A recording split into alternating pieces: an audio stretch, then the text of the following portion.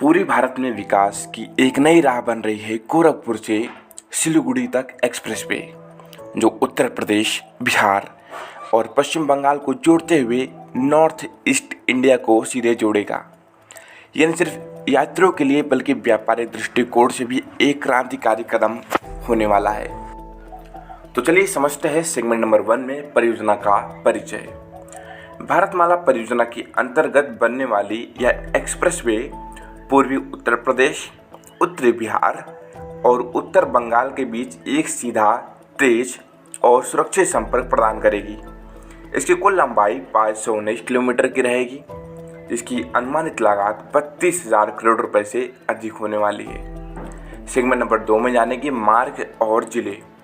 बता दो कि एक्सप्रेसवे 3 राज्यों से होकर गुजरेगा, उत्तर प्रदेश, बिहार और पश्चिम बंगाल। इसमें कुल 12 जिले शामिल होंगे।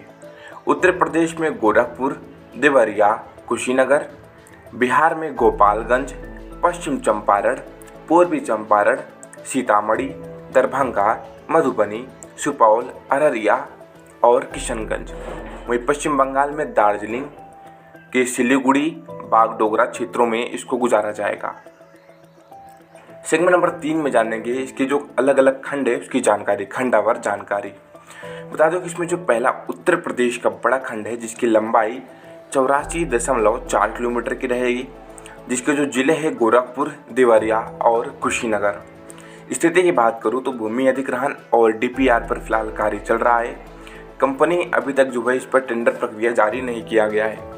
और जो दूसरा खंड आता है बिहार का खंड, जिसमें से इसकी जो लंबाई है वह 416.2 किलोमीटर की लंबाई बिहार में आती है, जिसमें बिहार के 9 जिले और 305 गांव शामिल है। स्थिति की बात करूं तो कई पैकेजों में इसको बांटा गया है, जिसमें से डीपीआर और अधिग्रहण का काम चल रहा है।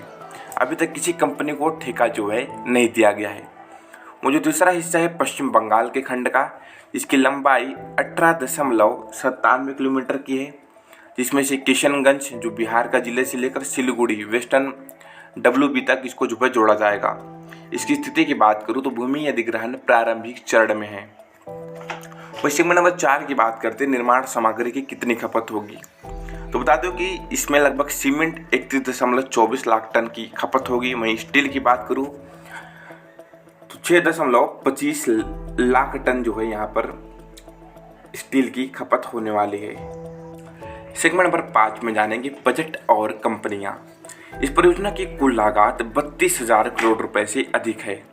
भूमि अधिग्रहण पर जहां 7,000 करोड़ रुपए खर्च होगा, तो शेष खर्च बाकी कार्यों पर किया जाएगा।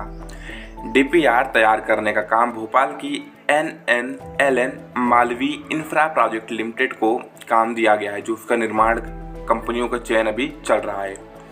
बता दो कि सेगमेंट नंबर 6 में जानेंगे इसका लाभ और महत्व क्या रहेगा। एक्सप्रेसवे न सिर्फ यात्रा समय को घटाएगा, बल्कि व्यापार, पर्यटन और कृषि क्षेत्रों में भी नई रफ्तार देगा। गोरखपुर से सिलीगुड़ी की दूरी 12 घंटे से भी कम समय में जो है पूरी करवाई जा सकती है। बता दूं कि इस एक्सप्रेसवे पर जो शुरुआती कार्य है, अभी भूमि अधिग्रहण जैसे कार्यों को किया जा रहा है। यह 519 किलोमीटर लंबा रूट रहेगा, जिस पर ग्रीन फील्ड एक्सप्रेसवे के रूप में इसको पूरे तरीके से नए जमीन पर बनाया जाएगा। इसका रूट गोरखपुर से शुरू होकर उत्तर प्रदेश का प्रमुख शहर, जो कि उत्तर प्रदेश का प्रमुख शहर गोरखपुर से शुरू होता निकलेगा, देवरिया, बलिया, बिहार के सारण, छपरा, मुजफ्फरपुर, पूर्णिया और अंत में पहुंचा है पश्चिम बंगाल के सिलीगुड़ी तक। इस एक्सप्रेसवे के जरिए उत्तर प्रदेश, बिहार, पश्चिम बंगाल के कई ग्रामीण इलाकों को आधुनिक सड़क नेटवर्क से जोड़ा जाएगा। इससे न सिर्फ यात्रा का समय कम होगा, बल्कि क्षेत्रों में रोजगार और आर्थिक गतिविधियां बढ़ जाएगी। ये एक्सप्रेसवे रणनीतिक दृष्टिकोण से भी बेहद अहम है।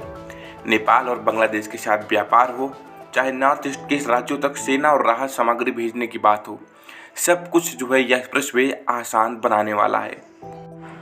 इस परियोजना को भारतमाला परियोजना के तहत विकसित किया जा रहा है।